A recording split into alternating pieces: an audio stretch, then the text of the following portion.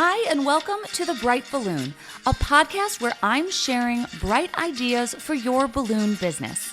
My name is Sarah Meyer, and I'm a balloon business owner like you, and I love the creative side of what I do, but I really love the business side, which seems to be the part where most people struggle. So I'm here to help.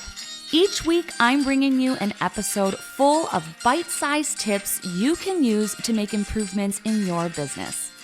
I want you to make more money, eliminate stress, and learn along with me as we grow our creative businesses together.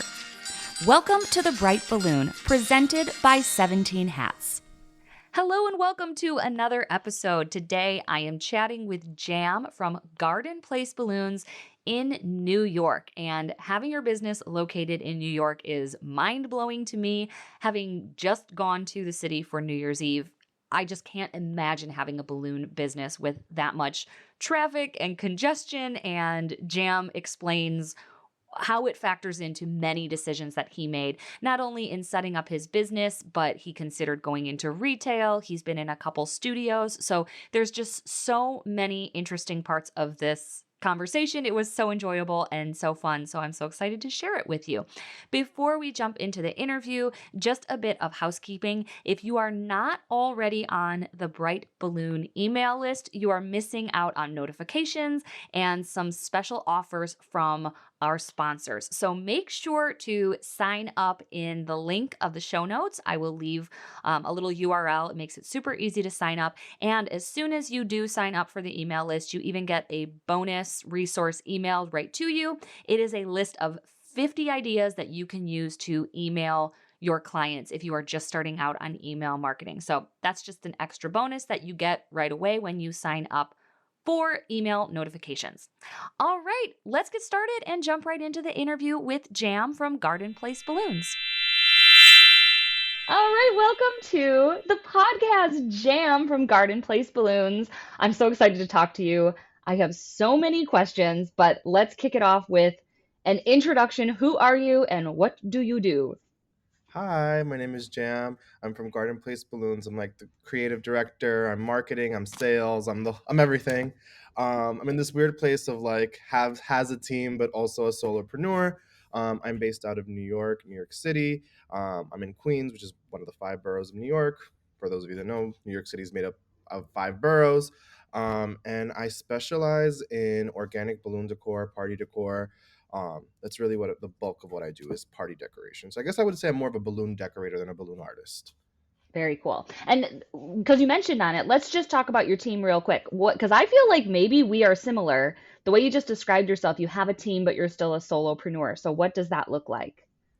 So, what does that look like? That looks like I have people who I call on, but the bulk of the responsibilities are me, right? But like as needed, I'll have inflators. I have people on site with me as needed, but the back of house stuff really is like the all the sales, marketing, all that stuff is me. So I guess the physical labor is delegated, but the business part of it is still all me. And I'm slowly but surely, I'm trying to automate things as much as I can so that I can have my Yeah, life back. absolutely. I hear you. I'm similar. I have an inflator who now comes and helps me, and then I kind of contract out everything else. So I have like a bookkeeper. I have someone to help me with the podcast stuff. Like I have my people, like you said, that kind of support you, but at the end of the day, still all me. I still have to make the decisions. That's how it feels. It's like I still have to make all of the decisions and figure out what needs to get done before I can Yeah. delegate it out, which is sometimes harder than just doing it yourself, I feel. Oh, for sure it is. For sure. That's why I still do everything myself because I'm like, you know what? I can't figure out a system for this. It's all in my brain, but baby steps. I'm taking baby steps. Um, all right. So I want to ask you about New York because I was just there doing the confetti in Times Square. So exciting. It was like, it was the coolest thing ever, but the whole time I couldn't imagine how anybody has a business, let alone a balloon business in New York. Like you can't move, you can't walk, you can't drive, you can't park. Yes. How do you run a business? I literally don't know. I think that when you live here, it's a little bit different. I will say that Manhattan is this weird microcosm that we don't like. We all avoid Manhattan as much as we possibly can, but Gotcha. the bulk of our corporate work is in Manhattan. So navigating that is always a headache. You're generally in Manhattan. If you're doing a setup in Manhattan, it's generally like at 4 or 5 o'clock in the morning. So you're Oh, right. Yeah. And the way that I work it is that I actually have someone who owns a truck.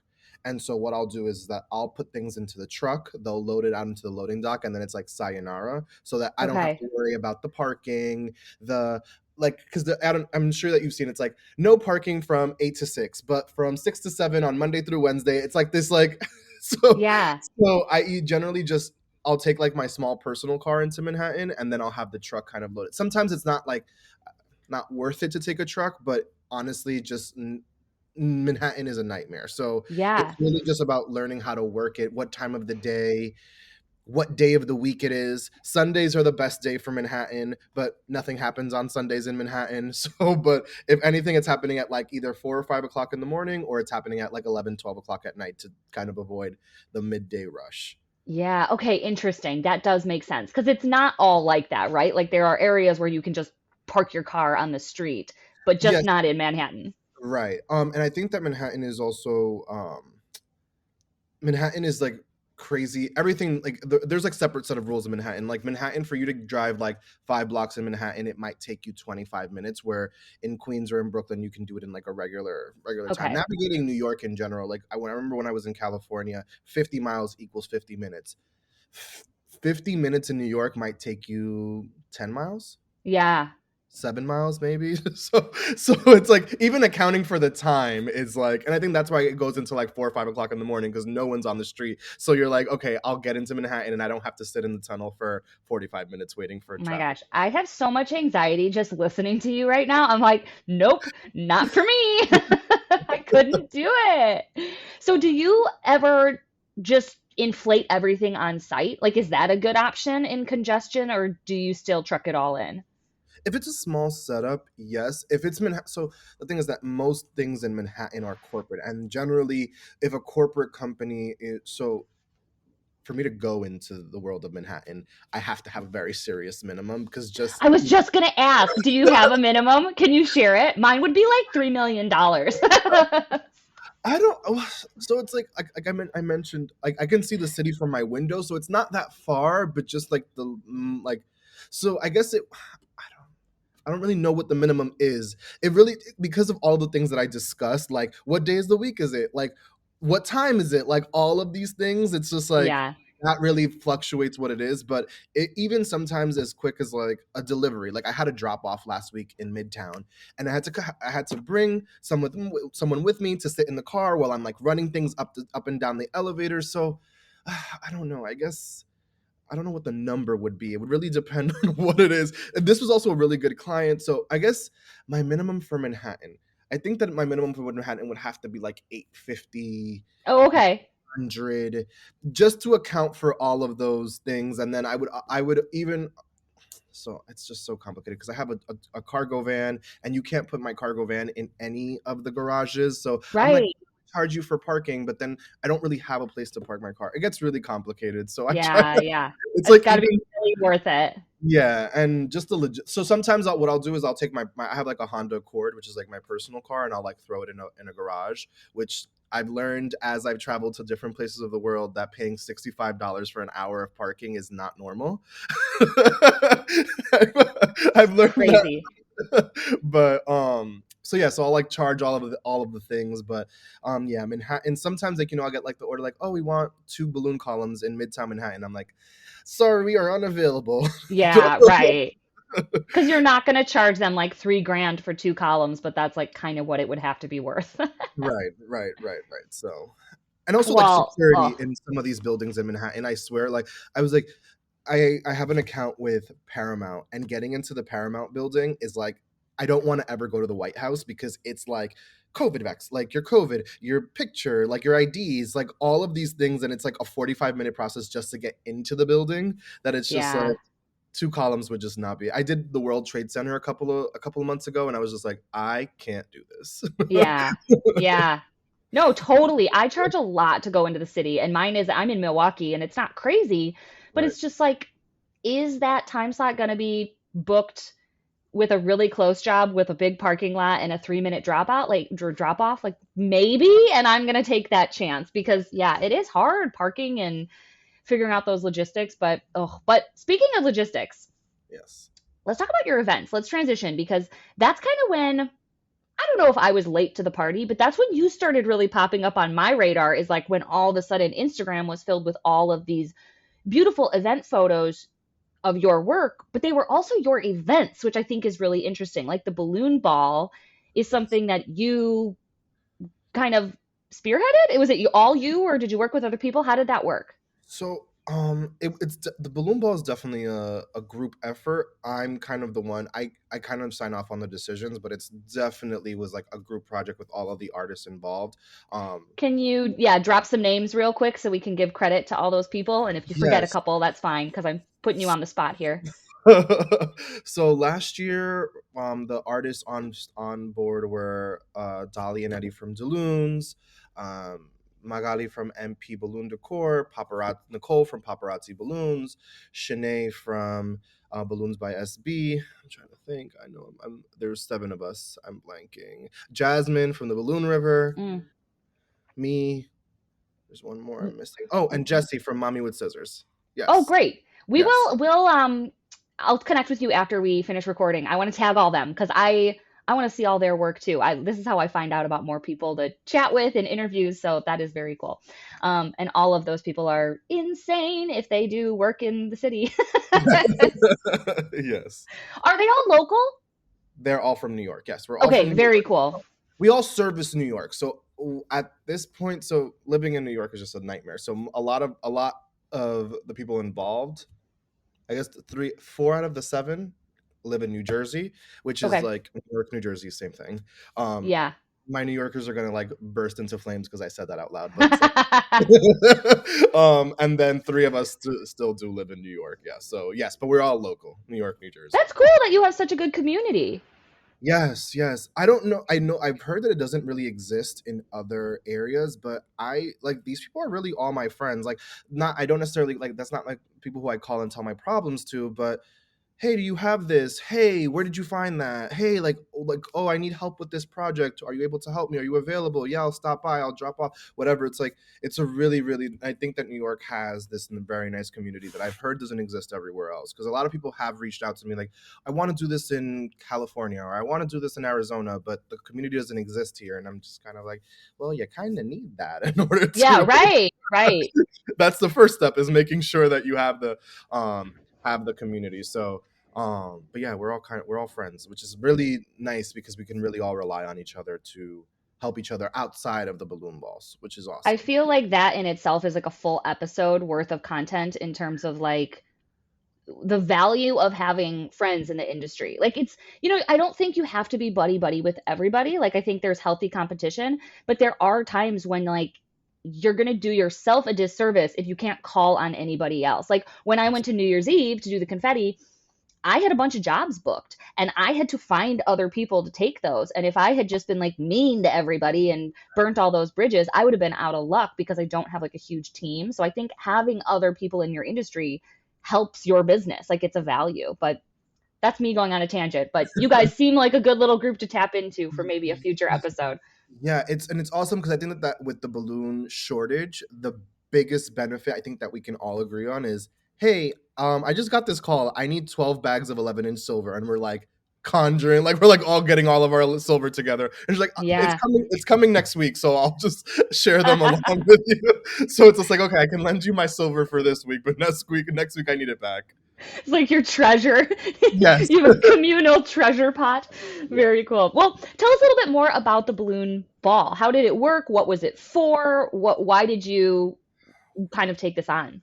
Why I saw that why so I think that the reason why I started it is because I wanted a space where organic balloon decor, organic balloon art was was valued, admired, recognized as an art. um and I wanted it to be over the top and awesome and amazing. So we took 7,500 square feet, and we transformed it into this like balloon. I don't want to say Wonderland because it's already. I don't know. I know it. I don't I know know. what the other word. I'm like, how do I like? What's the other word for Wonderland? But this balloon fantasy, right? And it was really nice. It was really awesome. It was a lot of work. It was a lot of logistics. I definitely learned I'm not necessarily the best event organizer, but it was a nice. I was like, okay, maybe I don't like organizing events, but it was had such a huge success last year that it was kind of hard. It's kind of hard to not do it at least one more time. So that's kind of coming in the works. Where Oh, that's exciting. How do we know about that? Just follow you, or is there a There's separate page an for that? there is generally all the information is filtered through my page, but there is a separate Instagram which is NYCBB23. Very Um, cool. and I'm gonna drop the numbers at some point, but just that's kind of where we're kind of working our way to announcing that. But New York has its own complications, so it's harder to make things bigger and better where things are just crazy expensive like they are in New York. So Yeah, yeah. No. Oh, that's really cool though. I'm gearing up to host the Big Balloon Build at the end of March, and like it's not even my event. Like I'm just hosting, but there's a whole Big Balloon Build team and all the artists are really self-sufficient and there's a charity working with me, and even that has felt like a full-time job. So taking on all the details is not something I am interested in doing. yeah, which is why it's nice that this is a group of my friends and there's this shared because it's artist run, artists everything is kind of like filtered through the artist.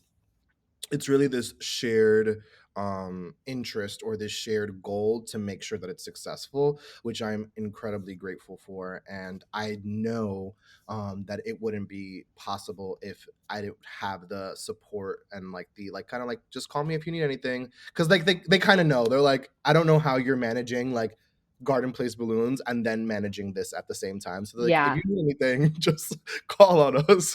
Yeah, for So sure. It is a lot. Well, that is great. Let's take a quick break, and then I want to start talking about some real estate and kind of the evolution of your shop. You're in a new space, and I just want to hear all about how you got there. So let's take a quick break, and then we will be right back and get into it again.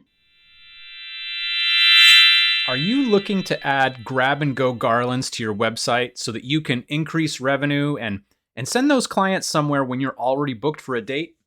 If so, my name is Jeff. I'm with balloonsuite.com, and my team specializes in online marketing for balloon decor businesses. We can help you get that grab and go garland flow set up exactly the way that we see working with many, many other businesses.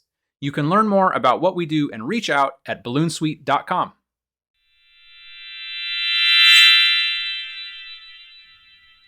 All right, welcome back. Let's talk about your new space. I can see it behind you. It looks yeah, amazing. thank you. What is the evolution of your business? Did you start home based like most of us and then evolve? Like tell us that story. Yeah, so I started in 2019, and I was working out of my basement essentially, and it was like a small room in my basement because I live in a relatively old home. So it's like I have my boiler down there, the washer dryer. So I was in a really small space, that I also shared with like other random decor things because when I originally started, I started as like a full decor business, and I transitioned out of that very, very quickly. But what happened in that space is that because I didn't have the space to create like the beautiful wall that I posted on Instagram, it just got really hard to organize and to separate things by colors. I was also in the beginning, so I didn't how do I say this? I was just buying. So Mm. then when it came time to separate and organize, I had like jewel line. I had like versions of green I didn't even know existed anymore. I was just like, what is this jewel lime green? I'm just like, I didn't even know this stuff existed. Like I had like one science party and I got crazy when I saw all of the shades of green and I had like The so science part. You're like, I need all the slime, yes, all I'm the like, it would be bubbles. really great if I had a million shades of green. So yeah, so I just didn't have the space to organize them in the way that I wanted to, or the way that I could. I've grown, and now I just put kind of all my, like, I have like medium, light green, medium green, dark greens, and like I kind of just differentiate them that way. But I didn't even have enough space to do it that way. So what would happen is, some of you guys are lucky because you guys get boxes from Having a Party, but I'm lucky that I have Having a Party like at like a drive away. So I get the bags. And so what would happen is I would take the bag, I would use what I needed, and I would throw the bag in the room. And then the next week came and I was just like, oh, I'm not going in there to look for that. Go to Having a Party, pick up another bag, throw it in. So it just became this insane mess. Like I had like was like out in half of in the room, half out of the room. I was like half of my like inventory was just all over the place, and I wasn't making any money because I was just like week to week to week to week was just buying. So I decided I needed to get out. I need to get out. I need to like find a studio. So that was December of last year, not 2022 or 2021. Well, I started really looking in September. I couldn't find anything. Facebook Marketplace sent me to a random it's storage unit. I'm in a storage unit. And this storage unit is like half storage units, half commercial spaces, which apparently, Really? yes, which apparently no one knew about. I didn't know about it because I'd never had to put things in storage. So it was just like I didn't know that these things existed. But I was really, I've never lived in an apartment building, so I've never had the idea of like a walk up. I was on a second floor. I had to go through a million hallways and like getting balloon. I was just so eager to find a space that I felt worked that I pulled the trigger. I know that I needed it at that time, but the studio that I had before had like small little offices. It was big for what I needed it. Then I was like, oh, I have a social media room, and I have my balloon room, and I have my little like break area back here. But then when I would have 3 parties in a weekend, one party would we would kind of be like, couldn't move. We would have to like, I would have to use like the break area for balloons. And then it was like, okay, we need to eat now because we need to put the balloons there, and we'll never have access to the fridge again. Yeah. So I put in the post, like I honestly like started to hate the space because I just felt like this is so uncomfortable to get in and out of. It's so small. It's all of the things that I just didn't know that I needed, which as much as I say I wish I never went there, I'm happy that I did because I was able to look at this space and be like, okay, I need this to work for me, so this is what I need to happen in the space. And I put in a lot of my own money to kind of get this to where it needed to be, because it was 4 different offices and then other things. So I like knocked down walls, I repainted the floor, like I made it what I needed it to be. But And you can do that in a rental? yeah, well, That's crazy. yes.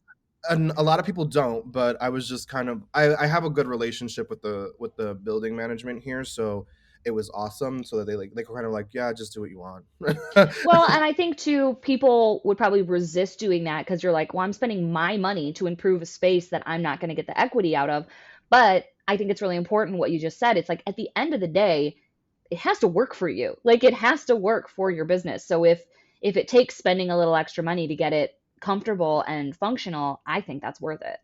Yeah, it's I'm gonna knock on wood. I think it's perfect. I think that it's like I have like balloons inflated in here already, and it doesn't feel like all of my space is taken up. And that's all I ever wanted, is to be able to have like one party and not feel like, okay, I can't move in here. Okay, so let me just clarify. From your house, you moved into the studio you're currently in. No, I was. There was one in between. You were in one you didn't like, and now, so when did you move into this one? 2 weeks ago. Okay, right. Okay, so it is new. I was confused if it was just a big renovation. I was like, it looks like a new space. So clarify. I moved in December of 2021. I moved into my first studio, Okay. and then I lived there for a full year, and Yeah. then I moved into a completely different space where I did Okay. the renovations and et cetera, et cetera. But It's beautiful. Tell me about your white floor. I really want a white floor, but I feel like it would be so dirty. I have Crocs at the door that are only worn in here. I was advised against the white floor. I learned very quickly, I've only been here for 2 weeks, that it probably is not the most practical thing in the world. But Oh, who cares? It's so pretty. I love it. I love it. I was, they were like, you don't want a white floor in here. And I was like, I want a white floor. Even if it's for 5 minutes, I want a white It floor. looks so good. Just in photos, it's so bright. I love it. Yeah. So there's, everybody leaves their shoes at the front door. And then you can only be in here in socks or in the Crocs for the space. Do you have guest Crocs? Not yet, but what I'm thinking about buying is like those little blue things that people put over their shoes. Joe was in here the other day, and I was just like, "I need you to really take off your shoes. I know that's so annoying, but I need you to take off your shoes." That's so funny. Oh, you know what? That's a perfect segue. Speaking of Joe, let's take another break and hear from our sponsor. Spoiler alert, it's gonna be Having a Party. And then we'll talk a little bit more about your new space and your future plans. If you haven't checked out Havin A Party Wholesale yet, what are you waiting for? And guess what? The deal just got even sweeter. Our friends over at Havin A Party have set up a special coupon code just for listeners of the podcast. Use code BRIGHTBALLOON for 5% off the next time you check out at Havin A Party. So head over to havinaparty.com for your next balloon order.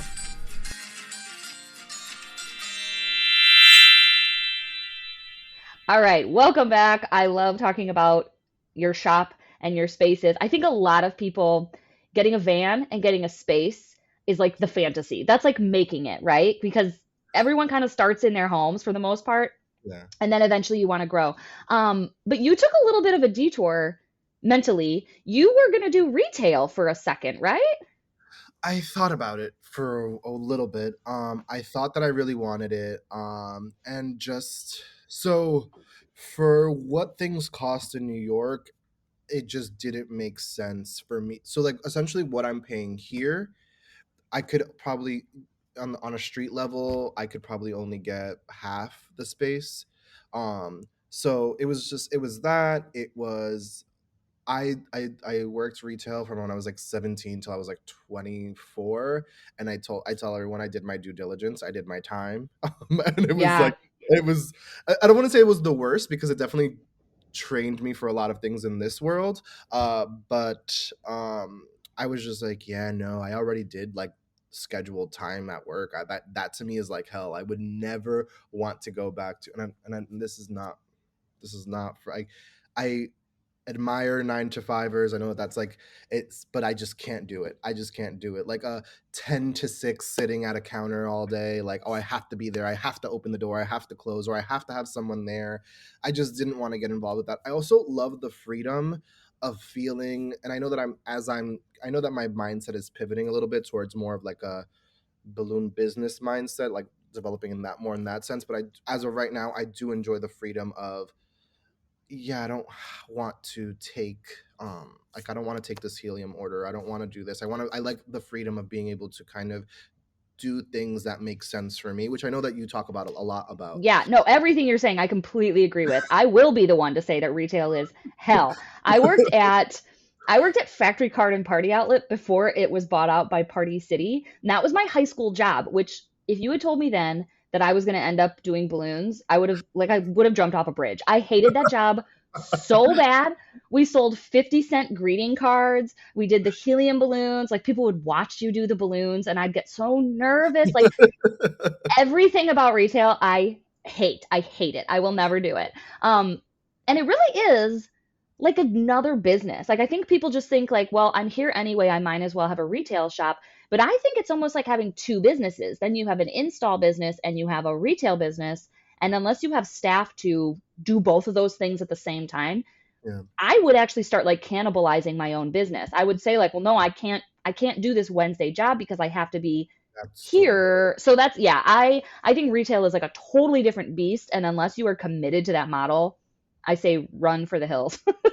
Yeah, and I think that also I appreciate the luxury of feeling like I know that what I'm doing in decor is sustaining my overhead, and I don't feel like I have to do this. I see some businesses that just like, they pump out a lot of balloons, a lot of balloons, a lot of balloons, and I love that part of it, but I also enjoy like not feeling like I have to do this because or else I can't pay my rent. Yeah. I appreciate the freedom of being able to be in a space where I can sleep at night comfortably, knowing the bills are going to get paid, everything's going to be fine, and I get to live the life that the life that I currently live. And that was my biggest fear. Like, in order for me to get what I wanted on a street level, it would probably be like $6,000-7,000 a month for like 2,000 square feet. And the thing is, like, that was another thing. I wanted something that shared like retail, could have a nice retail face, but also have a warehouse, or like a warehouse, a working space. And that just it's kind of even impossible. 1,000 square feet for you to inflate balloons is really not that much anyway, at least at the volume in which I do it. So Right. it was just like, I was like, yeah, no, $7,000 a month. Like, I just can't, like, that I won't sleep at night. My hair will fall out. No, that's so, I mean, like I live in Wisconsin. It's like that's crazy to me, but it's totally different. I know it's apples and oranges real estate, but yeah, that is so much. I like keeping everything super low so that I'm not starting in the hole every month. You know, I don't like that feeling of like, okay, I have to make $10,000 just to start making money. I don't like that. I like being like I can make $10 and I'm profitable. I guess. Um, okay, so the big question that I have for you, and I don't know if you're going to have an answer, but I think you'll blow everyone's minds if you do. How do you get such big jobs? Is that just a side effect of living in New York where people have large events? But like you have massive installations. How have you been so successful in getting those? Hmm, so I think that it all really started. Well, I'm going to start by saying, and I say this a lot to people, I think that baseline, I live in a metropolitan city. So I think that New York, LA, Miami, the culture is to just one up each other. Yeah. So we benefit in that the culture here is just very like, well, this person had this, but now I want it to be this plus more. So that's just the culture that exists in New York City. And so there's that. And then I think it started for me like July of 2020, I did 50 Cent's birthday. Okay. And that's kind of where this whole like community for me really began to form. It was, I called on people for internships. I had tons of people. We did an entire balloon ceiling. It was like crazy amount of black balloons. And I think that once I started to put the fact like that out there, people started to realize like, oh, this can be done, or oh, there is this person that can do this. And so from there, people just started to ask for like over the top and elaborate things. So I think I get them because I've proven, or I've had the portfolio that shows that I can do them. But I will tell everyone that before you make money with big installations like that, you will not make money with installations like that. Oh, interesting. Tell me more. Because I don't know if this is good business advice. So I don't know if I'm edit it out if it doesn't work. No, I want to know. Just feel like for me, for a very long time, it was like, I know that they paid for this, but I really want it to showcase this. So I'm going to give them this. Not every time, but if I knew there was a photographer and a professional videographer on site, I was always going to give a little bit more because I wanted to showcase it. So for quite some time, it was kind of like I was making negotiations on how things were done in order to be able to execute what I wanted.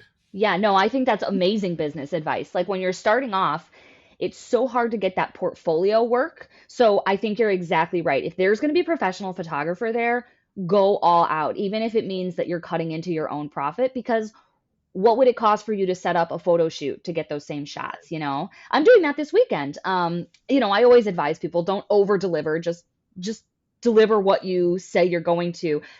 But this weekend, I just got some new props and I'm going to bring them and throw them in for free for this birthday party because I know there's going to be a photographer there. I know it's going to look amazing and it saves me money in the end because I'm not going to have to set up a whole different photo shoot somewhere else to show these props. And it's like you said, you don't sell what people don't see. So it's like, it's kind of this chicken and egg. So it's like, well, how do I get those big jobs if I don't already have the big jobs? But I think that's so smart. Like go a little bit above and beyond when you have that opportunity to make it like a real showcase of your work. I think that's smart. Okay, good. Yeah. No, I But think that's great. yeah, but that's just essentially how I was able to do that. And I think that in that it was great because it also gave me, and this is what I always tell people, like the how, like the balloon ball and House of Color were all of these like events that I put together that as students you can now see how much it really takes to, I think, how much it takes material wise, how much it takes manpower wise and time wise to put something like this together. Like you're seeing that 90-second reel where you just see people playing with balloons and they're fun and they're happy, but you didn't see that they were there for 2 days working 8 hours inflating balloons like crazy to put this together, and you didn't see the Yeah. not being able to walk around and all of those things. So I think that um doing it when you want to gives you the flexibility or the experience to be able to say like, okay, if I want to do this again, I need 3 more people, or I need X amount of hours more, or maybe I do need to call on the truck and inflate everything and just put it in the truck and then just install. Yeah. Yeah, absolutely. Such good points. Did 50 Cent, well, I'm assuming it wasn't him, but did his agent or whatever who was ever planning the party, did they find you or did you find them through like networking and marketing? So a lot of what you guys see on my page is through planners. The New York City market is heavily run by event stylists and event planners. So Cool. it was through a planner. So um, generally, if there's not a planner, and no, there's more like those big things. It's if it's not a corporate thing where there's like someone in that company that runs it specifically, there's generally a planner involved. Okay, interesting. That's a good thing too, because for a while I was really going after planners. And we don't have a ton around here. It's all wedding planners, but for whatever reason, weddings in my area with balloons are like kind of a thing. I do a lot of weddings. So And I think I've kind of abandoned the planners because it was like they were always looking for deals. They were kind of difficult to work with some of the time, but now I think you're right. It's like they're easy to find though. That's the benefit. It's really hard to find a client that you don't know who they are. It's a lot easier to find a planner. So maybe I'll revisit that strategy. it's also easier to work with a planner because we Okay. talk the same language. So I don't have to, Yeah. that was a part that I struggled with for such a long time. I like redid my entire website and now I have like catalogs and all of these things, but it was so hard for me for a while to educate the client on what words we were using. Like, right? So they know what a 16-foot garland looks like. They know what 24-foot garland. They know what a balloon wall is. They know what all of those things are. So it's for me it's a lot easier because it's just like a text message on my phone, invoice sent, see you on the day of the party. Yeah. I'm on your website now and it's beautiful. Who did Thank your website or how did you get it done? David from D Munoz Media. He is great. He's done a lot of our websites here in New York. And that's another thing. I think that like I know that Jasmine, the Balloon River, started using him, but she kind of like molded him for us. So Okay. by the time that he got to me, I was just like, here you go. And he's just like, oh, like he's able to take your pictures because he knows this is a balloon garland. He knows this is a balloon. Like at this point, he's so familiar with the verbiage. He's just like, yeah. Just send me the pictures Yeah. and I'll figure it out. So I have everything like divided by services, pricing, just to kind of, and it, I know that a lot of people have a lot of like back and forth with the pricing thing, but I'm tired of having, I was tired of having conversations with people that didn't really understand where my services start. But thanks to you, I now have my grab and go services on there. Oh, So, good. I'm so glad so, I see him on here and I'm like, "Oh, that's so smart." So do people come and pick up yes. from your studio? Yep. So they'll come downstairs. Everything's on there. So I've like super automated it. They get a receipt when they book. They get a text message saying like your order's ready. Like yes, your order's confirmed. And they just come and they pick it up from here. So they go downstairs. I don't. It's just too complicated to get up here, and there's like no real sidewalk. Yeah. So I just we have a loading dock, so it's perfect, and you can just go. Yeah. Oh my gosh, all your work is so beautiful. I'm just like watching these videos and I'm just like in awe. This is so, so great. And you Mhm. have such a varied um target. I mean, like you can clearly see you have a lot of corporate work and a lot of high-end adult stuff, but then you have kids parties in here too, but your Yeah. style is very consistent, which I think just speaks to you as an artist. I think that's just super cool. Thank you. Thank you. Thank Okay, so your website is clearly beautiful. It's stunning.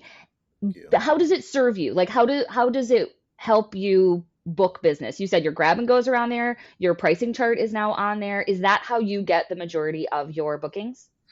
Yes. So I think that one thing that I wish I would have known when I first, so this is like the revamped version of my website, but I think that I wish I would have known earlier that what I wanted was, I first made my website to be a portfolio. Um, and then I grew up and then it went from portfolio to point of sale, Mm. where I wanted it to obviously be a beautiful portfolio and a beautiful showcase of what I do, but also have it be very clear and to the point that this is a place where you're coming to buy balloons. Like, now that you got distracted with the video, I'm like, maybe the video needs to go. Oh my gosh, I love it. I'm looking at it again. I'm just like hypnotized. But it basically all the services that I offer are on there. It's outlined for the customer, so you can kind of scroll through my website, see what services you're interested in booking, and each service, more or less, it's a pretty general form, but each service has its own inquiry form. So when I receive it on my end, the service is already pre-selected. There are certain things, like, for example, my balloon columns and my balloon mosaics. It's pretty like cut and paste thing. It's like you select which one you want, and I'll just send you an invoice. But with more custom work, you just fill out the inquiry form. You submit. I always require that the customer submits inspirational images, whether it's mine or something that you saw on Pinterest, and then that's when the booking process starts. But setting a minimum, I think that the easiest thing that my website and all of this has done for me is that setting a minimum has eliminated unnecessary conversations. Yes, yes. Amen to that. I feel like people hate putting minimums or they hate putting pricing on their website because they think it's going to scare people away. But it's like, yeah, you're scaring away the people who aren't going to work with you. Why do you want to spend so much time emailing them? Or sometimes you don't even know what their budget is until like 5 emails later. And you're like, wait a minute, I just sent you a proposal and your budget's $200. Like, Right. I should have told you that a lot earlier, then you get into these awkward situations. So I absolutely, I think the more on your website, the better.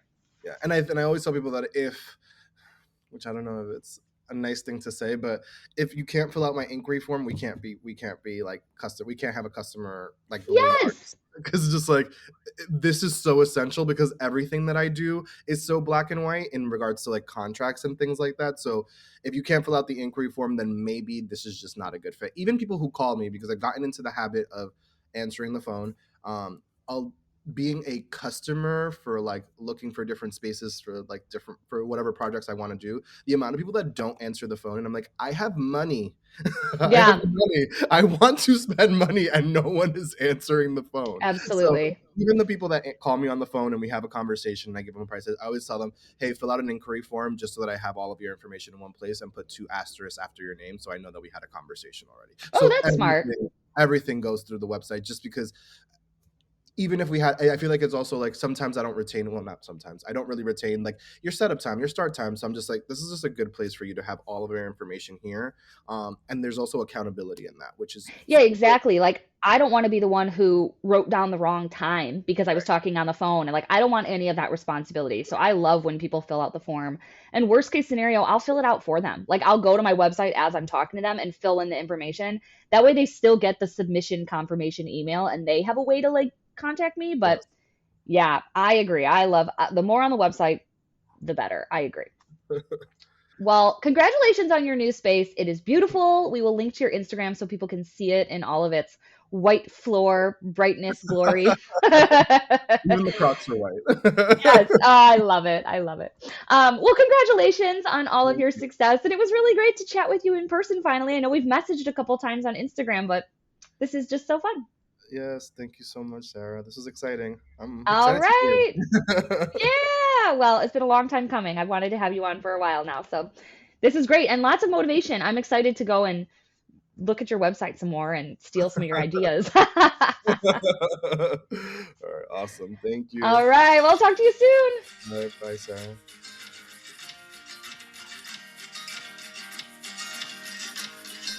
Thanks for listening. As usual, I tried to keep it bright and light. If you are interested in bonus episodes, check out our Patreon group where I release an additional episode every single week and you unlock more than 50 archived episodes as soon as you join. Check Check out the link in the show notes wherever you're listening.